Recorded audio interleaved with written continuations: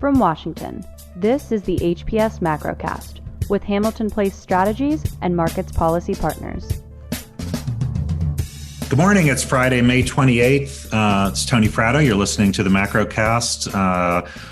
Brendan Walsh, John Fagan, our partners from Markets Policy Partners with us, and a special guest today, Ana Murgai from SpaceKnow. Really excited to have you with us today and to talk about your insights into what's going on with the global economy and what we should be, what kinds of things we should be looking for. The second half of the show, we're going to talk about some of the economic data we got today on inflation, and I don't know if we'll talk about the infrastructure bill or not. I think we maybe save that for next week. Let's keep this data focused today.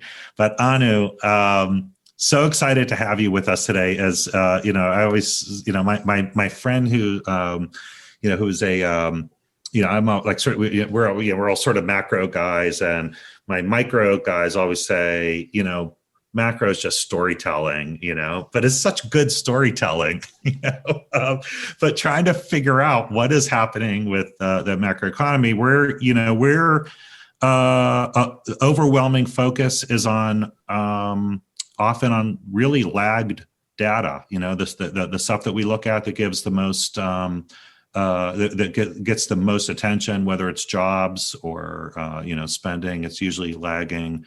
So we're really excited to hear about what kinds of insights you get from SpaceKnow.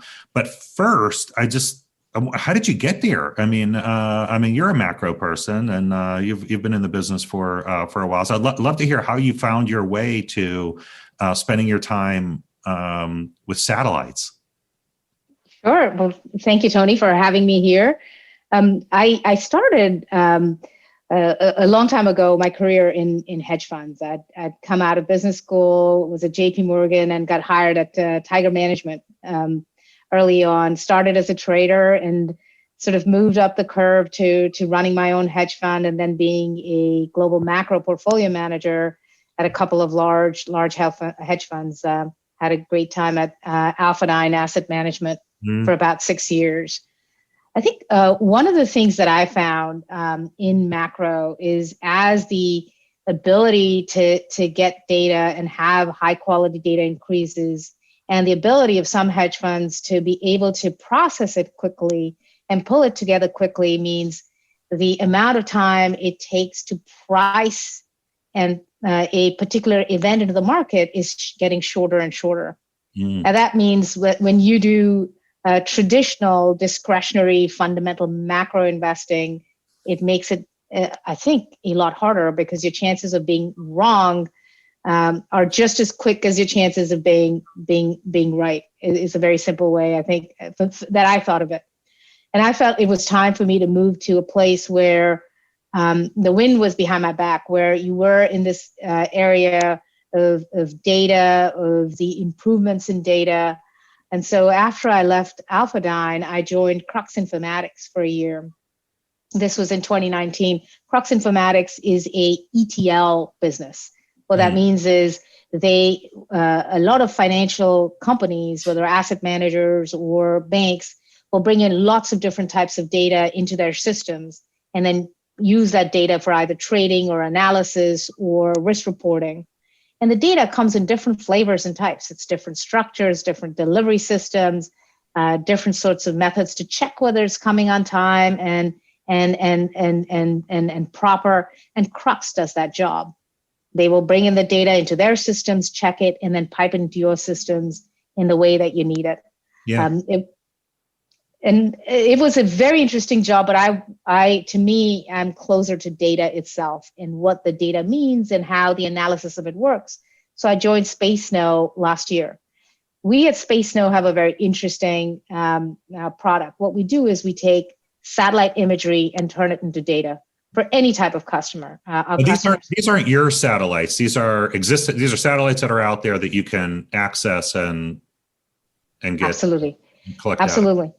So the nice thing is there are a lot of satellite companies now that are coming up, and their constellations, or the number of satellites they're putting into the air or into space, are rising every day. Our goal is to have access to as many of them as possible and to be able to process data from them, from as many of them as possible. And so we take in this imagery from providers and turn it into data for a variety of customers. Different customers have different use cases, but for financial customers and corporates, our goal is to take this imagery and be able to pull out near real-time, high-frequency economic production and inventory data across a variety of countries, companies, and commodities. And that's sort of what that vertical does for us. Is there a difference in the kinds of information that whether the corporates and asset managers, hedge funds are looking for, or is it all over? It's all over. It's just the use cases are different. For corporates, often they're using the data for real-time business decisions. It could be anything from trying to understand strategy, understand demand, to trying to understand what their customers are up to, whether it's what their customer supply chain looks like, to trying to use it in their own reporting systems. I remember when when I was at Treasury Department back in the early 2000s, and one of the Treasury secretaries I worked for was John Snow, and John was a former CEO of CNX, the railroad company. So I mean, every time we would be out traveling in the Midwest somewhere, and he's counting train cars. That was his gauge on if there were a lot of cars, and it took a long time for it to cross the wherever he was watching. That would give him some insight into what was going on with the economy, if they were long or not. Now, some of that was like sort of it could tell you something about what was going on at that time, even in the early days of very early days of shale gas, but that lengthened a lot of those trains. But it's those kinds of things, but 1,000 different things that you can look at, right? I mean, you look at. I was really fascinated about the data you all have on just urbanization and on how cities are around the world are growing, and the patterns of growth, and that tells you a lot about what their needs are going to be and economic needs in the future, doesn't it? Absolutely. So we can give you a historical analysis of change of particular cities, but we can also give you a picture of the city at the current time. Let's take an example. Let's assume you're a utility-based, you are a infrastructure company. You want to put up telecom towers and generators in a particular city. You might use a cadastral map, or you could come to us and we can say, here are all the buildings in the areas you're looking at. This is an emerging market city. You don't have a lot of information. Here are the roads. Here are how the roads have changed. Here's the height of the building, so you can get a sense of how many floors are in there. And then you get a sense of the population density in the area, the recreational areas, and you're able to plan this out with real-time information, with very recent information. Or you're a municipality trying to do work around road planning, right-of-way, around illegal construction. You can use the same data. Or you are a environmentally based urban planning think tank and you want to use the data to understand what's going on, you can do so. Or you're a financial company trying to understand whether to invest or lend to a particular type of city, to businesses in one city versus another. This information could be useful to you. So there's a variety of use cases for the same data every time you put it together. And then I guess you get to see movement between cities also, right? And how things move between cities. If ports are I guess the classic example, right? I mean, you get a sense of how big a port is, So the kinds of things that are the kind of activity that is going on around them, and that tells you a lot about how a country's economy is doing. So this is where we've created a product we call SpaceKnow Nowcasting Solutions. And we look on a country by country basis, and we create these indices that are comparable to each other. So you were talking about ports. We have two different types of indices we put together for ports. One is we actually look at the traffic in the harbor. The second is we look at the containers, the container areas of the ports, and see the activity in those container areas. We divide up the container areas into two parts. We divide up into, what I would consider short-term parking and long-term parking.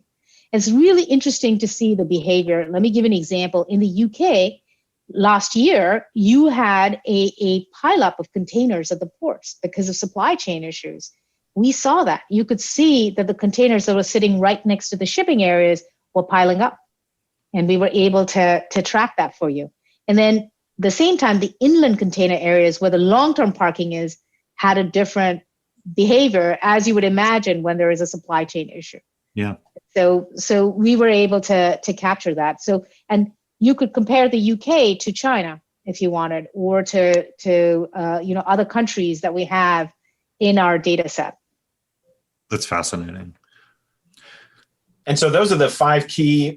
So you mentioned in our preliminary discussion sort of five key areas. So is that one of the five, the sort of ports and logistics? Yes. So we do manufacturing. With manufacturing, what we'll try to do is get after the main industries that a country has that can be observed via satellite. So anything from light vehicle manufacturing to earth moving equipment to fertilizers to semiconductors, we can capture. The second one we call transportation. So transportation covers ports, it'll cover airports, so we will do and in airports we'll do cargo airports and passenger airports. The third that we do is effectively around logistics and retail. So what we started to do is cover distribution centers. If you've got, anything from an Amazon to a DHL to FedEx, and we're starting to look at these in great detail. And then we do mining as well. And in mining, we'll break out oil and gas. We do mining and commodities. We'll break out oil and gas and the various large metals that a country might be good at. And finally, we have ESG metrics. We have effectively pollution-based metrics, gases across, 7 different gases for these countries, and then broken down by region as well. Then we take all this data and we create aggregates out of them. And sometimes some of our customers just want the aggregates. The aggregates are going to be manufacturing, mining, construction, trade, retail. And what we're trying to do is say, look, there's a lot of data here. If you just want to know the overall picture, look at these aggregates, and these aggregates will match to your benchmarks, your government benchmarks, except the government benchmarks come out a month and a half late. In many emerging market countries, they come out 2 months late, and ours are lagged by around 4 days. Yep. That's, I really do think it's fascinating to be able to have that insight. I mean, are you making, are you giving, are you able to make an economic outlook on a country? I mean, that's, or are you just providing the data for others to do that? Can you do that? If I asked you, what are you seeing right now in Thailand or India or China, you'd have views on how those economies are performing right now. Yes. So we have views, but we keep them very, very much focused on our data. Our data is about current real-time information. We don't do any outlooks. We don't do surveys. We're not going to give you, PMI as a survey. We have no opinions in there. So for example, you mentioned India. What we found in our India data was that when the second round of COVID started, manufacturing actually stayed firm where we saw it. So we were not expecting the PMI to drop, and we were right. And now recently we started to see the data slow down, because now the impact of COVID has caused people to change their behaviors. The lockdowns actually being happening. and we've seen that reduction. Another example I can give you, in China, we noticed that the air traffic had slowed down a lot during the Lunar New Year. And we were quite puzzled by it. And we tried to check various news reports and data to see what was going on. And we eventually found out that the Chinese had put in certain regulations in place that didn't allow people to travel as much as they would during the Lunar New Year. And as a result, air traffic fell. They tend to do it by fiat sometimes, don't they? Yeah. The recent economic data out of China has been a little bit mixed. Obviously, the beginning of the year, you always have the Lunar New Year, the mobile holiday distorts things. And then you have, of course, the year-on-year comparisons putting a lot of noise in there. There's a sense that that at least, correcting for all of that, some of the headline data out of China has been a little on the soft side. Mm-hmm. And interested to hear what your more contemporary data is showing in China and the region. In China, what we saw is the manufacturing data did slow down into the Lunar New Year, but from our data, it is starting to pick up now. You did see some of the slowdown in the light manufacturing because of the chip shortage, but even that seems to be, at least from our data, seems to be easing. Where we've seen a slowdown where the pickup is a little bit slower is in construction. Mm. So in the construction-based, we do a variety of construction-based indicators, and what we're seeing there is perhaps because of this new regulation they put in around lending, that there seems to be a slower pickup. The most recent data, though, even on construction, seems to have seen a little bit of a rise. Let's see how it comes out over the next couple of weeks. So I gave you a lot of different things, but to us, it looks like China is fine. You had a slowdown around Lunar New Year, but now it's picking up. It's not huge, but there seems to be momentum to higher. How far back does your data go, Anu? So this particular data set that we're talking about goes back to 2017. The reason it's short is because we're using satellites that use synthetic aperture radar. These are satellites with an active radar system or active system, and that allows us to be able to see through clouds and at night. That's very important. That's been a weakness with satellites where you could not see through cloud cover and you could not see through at nighttime, and now we have that ability for processing this sort of data. Where does the data go from here? I mean, where does this? I mean, we're seeing more and more satellites being put into the skies, and I assume that the data are going to just become even more and more rich and cover more and more areas. So we're extending it in two directions, or let's say three. One is coverage. We're just going to cover more and more areas. And that means being able to, for us, that the key thing there is identifying which locations to go after and how to go after them. The second is the number of computer vision algorithms that we use. As we learn more about locations and industries, we realize, what sort of computer vision algorithms will really draw out the best type of information from a particular type of location.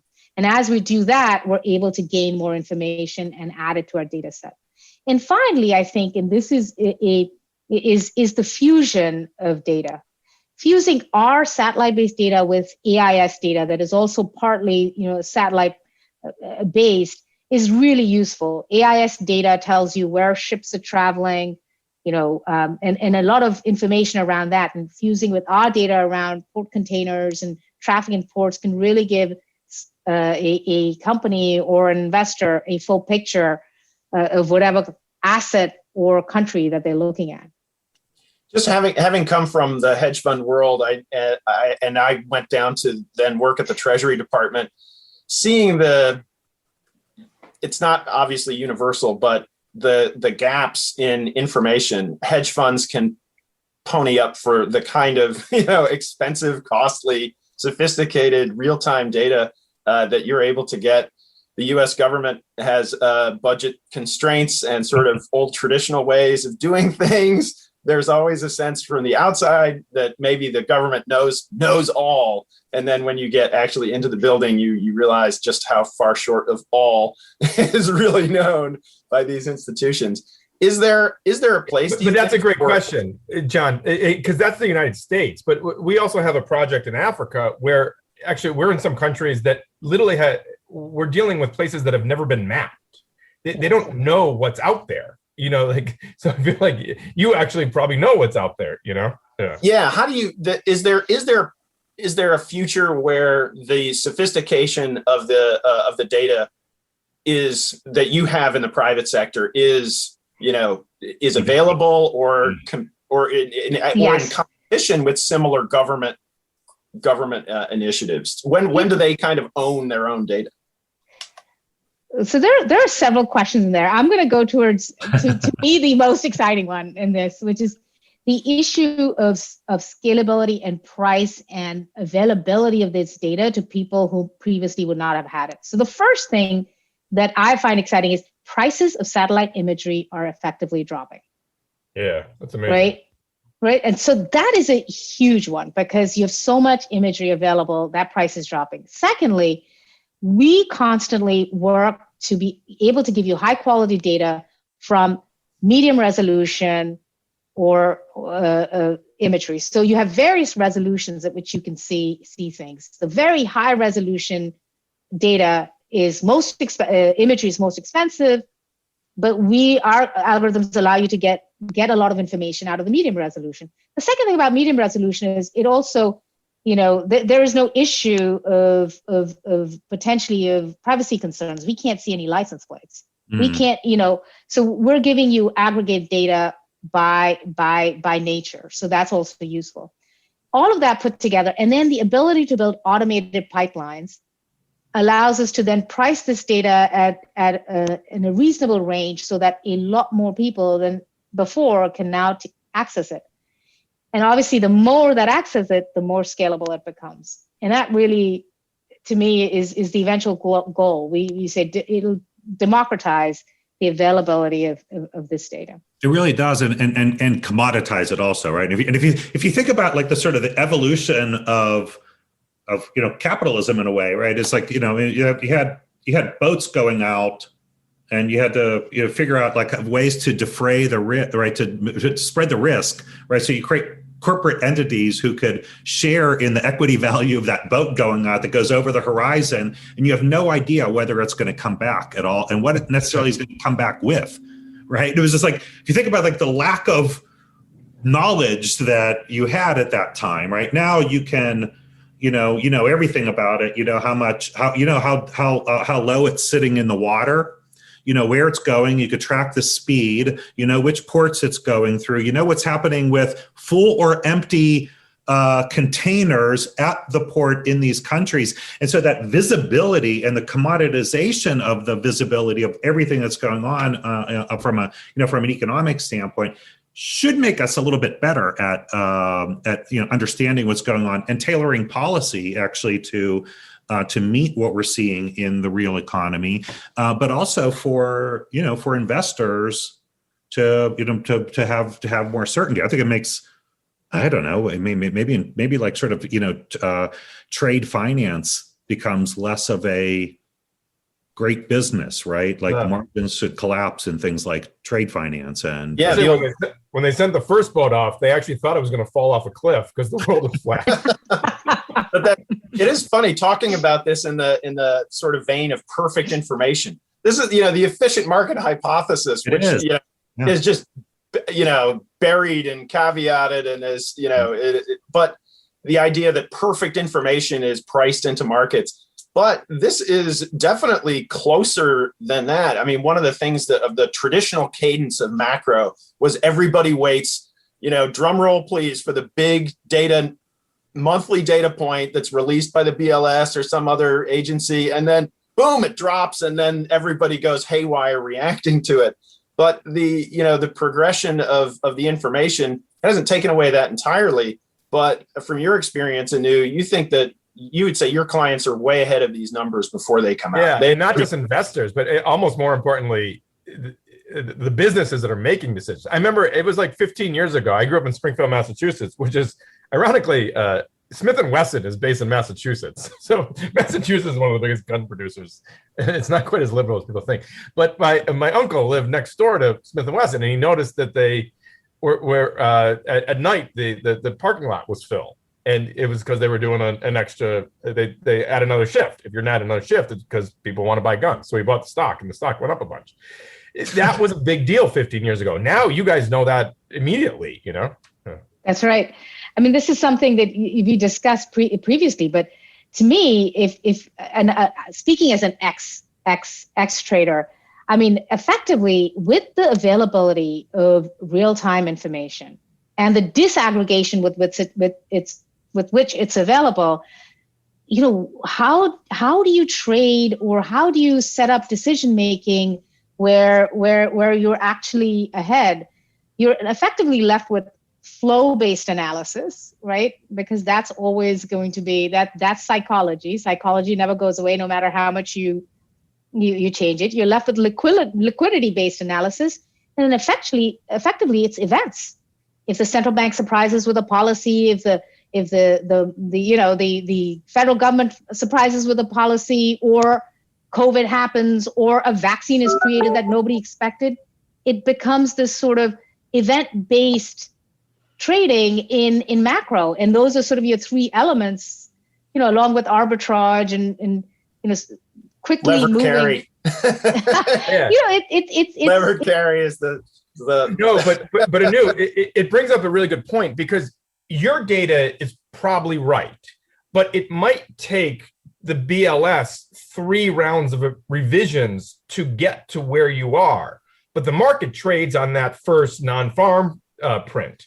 Last month was probably a good example. I mean, I don't know exactly where it's going to be, but I'm very confident in 3 months that 220,000 jobs number is going to look very different, one way or the other. Can I ask? So you have to almost dumb yourself down. Like you're right, but you have to know when to put your bet on. You know. Yeah. Yes, it's the psychology you're talking about, and that will never go away.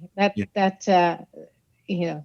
We're still humans with we have weird ideas, right? As we see GameStop and AMC still, you know, with big gains today. Well, one last question I had though is that we are still overwhelmingly talking about you know, the goods side of the economy. Yes. You know, I guess you can get into services a little bit when you look at transportation and maybe get some clues there. But are there ways to look at the service side of the economy also? Or, I mean, it's not the thing that necessarily lends itself to pictures from the sky. Yeah, so we haven't delved deeply into services yet. As you know, as you mentioned, we do transportation, we do logistics, which is quite useful. But you know, services is a little bit more difficult for us. That's not to say we won't do it. As we spread, you know, we will find ways. As we look into locations and we understand what we're looking at, we're getting better and better at it. We expect, you know, us to constantly improve what we're doing. So. And all of that is fun. It was so much fun to hear about it. I hope if you stick around for the second segment, we're going to talk about inflation and where we see things going. We got some data today. We'll be back right after the break. You're listening to the Macrocast. Markets Policy Partners provides sophisticated financial market analysis that is independent, accessible, and actionable for a broad audience.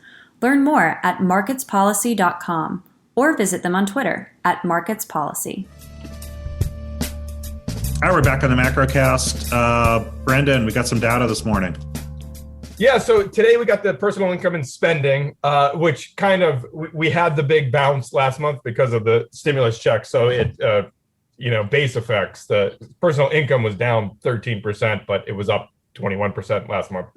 All very much expected. But the bigger issue within this was we get the PCE price index from this report, which is the Fed's preferred price gauge, and within it they target the core PCE at 2% over time, And that one actually went from 1.9% on a yearly basis. It was all the way up to 3.1%. A lot of that has to do with base effects and whatnot, but it is the highest level that the core PCE has been in 30 years. Interesting, the bond market didn't even budge. So a lot of this inflation issue is priced in. And I think also somewhat the market's understanding there's a difference between inflation and price pressures caused by supply issues. And actually, I want to kind of throw this anew because a lot of these bottlenecks are coming in the countries that you follow. How do you look at inflation, and how do you think, especially the supply chain, is going to play out over the next whatever year?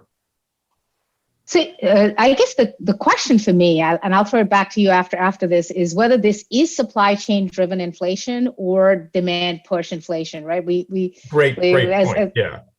But if it is I don't know the answer.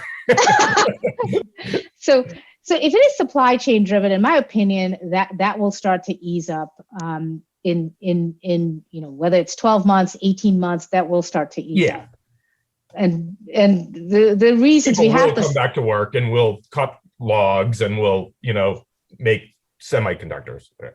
That's right. And a lot of the differences we saw were because of the COVID lockdowns and corporate expectations of decline in demand, perhaps of products that did not happen. Yep. Because even though spending dropped, perhaps spending on certain goods rose.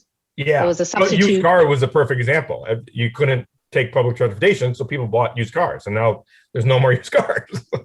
That's right. And then the other issue is going to be clearly investment in commodities and how much investment you get, so that the supply shortages there are short-lived and not long. I think those are, but I throw the question back to you: is this a demand pull inflation? Is this a wage-driven inflation? I mean, those are the two questions, again, as a macro that I would like to. Well, especially, and I'll throw it to Tony too. So a bit of the narrative is, people are getting paid to not go to work, and that's why we have the shortage. I think that's part of the issue, but it's much more complicated, especially because there was a lot of baby boomers working. And because of the pandemic, I think a lot of them accelerated their retirement, and they're out of the workforce. And also you had a lot of people that got laid off. And I don't know, you worked in a dentist office. You're not going to go back to McDonald's, even though McDonald's is really looking for people to hire. So there's mismatches between the demand and the supply. So I agree that the wage issue is not something that's just going to go away in a month or two. No, I think that's right. I mean, there's there'll be a lot of PhD theses. It's going to be on what exactly happened here for many years. What the impacts of these things. Like we're going to be reading NBR papers forever about what happened with incentives. I mean, it is like I think the arguments of especially a lot of Republican governors and others who are turning down the enhanced benefits for unemployment, like they're way overstating the benefit of that. But it is something. There is something there, right? I mean, we did in fact supplement the unemployment because we did in fact want to incentivize people to stay home. No, right? So I mean, it was a year and a half ago when they did it, and we said just pay people to stay home. Pay them to stay home. It was actually the reason we did it. Yeah. So there is something there, right? But I do still think that we are at a point where people are they would rather have they see the future also, and they know that these benefits are not going to be around forever, And I would much rather. So they do run off in September. And again, it's not $600 anymore; it's $300. So it's a lot less than. Yeah, and I think I think the job mismatches. I mean, like, restaurant workers. What you're finding out again is a lot of this is anecdotal, but you're asking people, former restaurant workers, why didn't you go back to the restaurants? Not because there wasn't a job offered, because the jobs are offered. It's they did other things. They went and worked for Amazon or delivery and they like those jobs better and they stay there. So the mismatch. And also, I think transportation is a big issue we're finding out. Very much. Yeah. If you're working at a restaurant at night, there's just no buses and trains that are running right now. And Ubers are super, super expensive. So it doesn't make sense to work for $100 and spend $50 of it on an Uber. But even Ubers right now are more expensive as they've said they've had a hard time drawing drivers getting down. people back. Yeah. So, but there are bigger things. We saw, women in the workforce, for example, has been trending down troublingly, which in my opinion, right, for a number of years. It's possible that like the acceleration into, streaming services and delivery at home kinds of things, the acceleration of women out of the workforce may have been sped along by COVID. That is very possibly a thing. And especially because a lot of people were able to move to cheaper places. So now one of the couples is able to not work anymore because you can afford to do it. Yeah. And I think that's going to be found. Also, when you look, from demographics, usually each generation kind of does the opposite of what the other generation does. So, the millennials, their parents work. So a lot of millennials actually are very excited to be stay-at-home parents, whether it's a woman or a man also. Well, yeah. Effectively, you're talking about behavior, right? We're back to this. We don't know what the psychology of returning workers will be. And we'll find out. After we run our regressions and we look at all the data, but in the end, economics is really a social science. It's psychology. I agree. Well, again, and this was an unprecedented event that we just went through, and it's just very difficult to predict how people are gonna behave. Predicting the future is definitely hard. Yeah, which I think back to the Fed. Right. It does make sense for the Fed to be cautious. They're basically saying I'd rather be wrong and overheat the economy than be wrong and screw this whole thing up. Yeah, when you talk about higher wages or interest rates going up, that's what the Fed wants. So I will, you guys persuaded me. I started looking at the U.S. labor force participation rate, right? That comes in. What is it? About 61, 62%? That's right. So it was 63.5 at the high, right, which was just before COVID, dropped all the way down to slightly above 60, and now it's been trending up slowly. So workers have started to return to the workforce. And there's 4 million women that left the workforce in COVID, especially because of you have to take care of your kids. Yeah. So a lot of them are going to come back, but we don't know if all 4 million will. Well, we hope they do. Yes. No, as an employer, I like to see, a lot of liquidity in the workforce, right? I like to have choices and not, I'd rather have the availability of the smart woman than the middling dude, I need to win on talent. So I always like to see a lot of people. That's what we should rename our podcast. Bunch of middling dudes. Yeah. No, look, I mean, it's like countries that inhibit, women from working or racial minorities from working. They're hurting themselves because they're diminishing their talent pool. It's like it's just dumb. So I like to see lots of people jumping into the workforce, and competing and sorting themselves well too. It's sometimes not just a question of I make fun of middling dudes, right? But everyone's got talent. And so you want to see people be able to go to the places where they can be most valuable. So the fluidity in the workforce, the ability to move around and choose professions and have options. And some of those are solved by transportation. Some of them are solved by education. Some of them solved by location.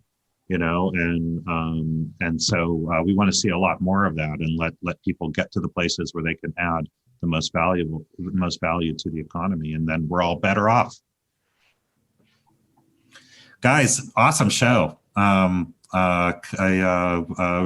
excited to have Anu with us. Yep, I totally agree. We have to make this a regular guest host. Do we have Jobs? Is Jobs next week? Are we there? Next week is Jobs. Yeah, I can't believe that. Non-farm payrolls back. A month has gone by. Yeah. Have a fantastic Memorial Day weekend, long weekend, and we'll see you next week on the Macrocast. Thank you for listening to the HPS Macrocast. Please remember to subscribe, rate, and share.